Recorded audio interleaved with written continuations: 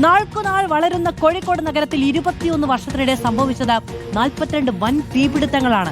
ഇക്കാലയളവിൽ പൊലിഞ്ഞത് 9 ജീവനുകളും.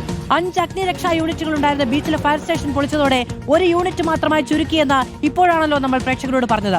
March April മാസം വരുന്നതോടെ ചൂട് കൂടും, ഇനി തീപിടുത്തവും വർദ്ധിക്കും. അപ്പോൾ കോഴിക്കോട് നഗരം എന്തു ചെയ്യും? നമുക്ക് ഇതുമായി ബന്ധപ്പെട്ട ചില കണക്കുകൾ നോക്കാം. കഴിഞ്ഞ 10 വർഷത്തിനിടെ 22 തവണയാണ് നഗരത്തിലും പരിസര പ്രദേശങ്ങളിലുമായി തീപിടുത്തമുണ്ടായത്.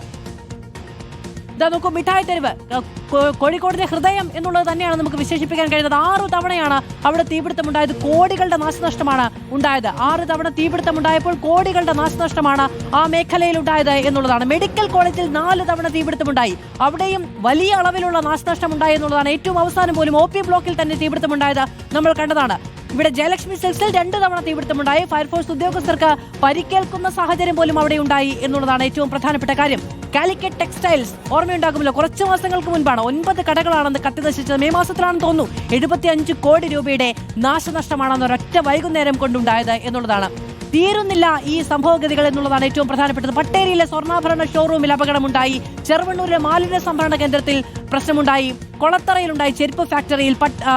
അതുപോലെ തന്നെ ഫറോക്കിലെ പെയിന്റ് ഗോഡൌണിൽ തീപിടുത്തമുണ്ടായി. പെയിന്റ് ഗോഡൌണിലൊക്കെ തീപിടുത്തമുണ്ടായിട്ടുണ്ടെങ്കിൽ അണയ്ക്കുക എന്ന് പറയുന്നത് സാധ്യമായ കാര്യമേ അല്ല എന്നുള്ളതാണ്.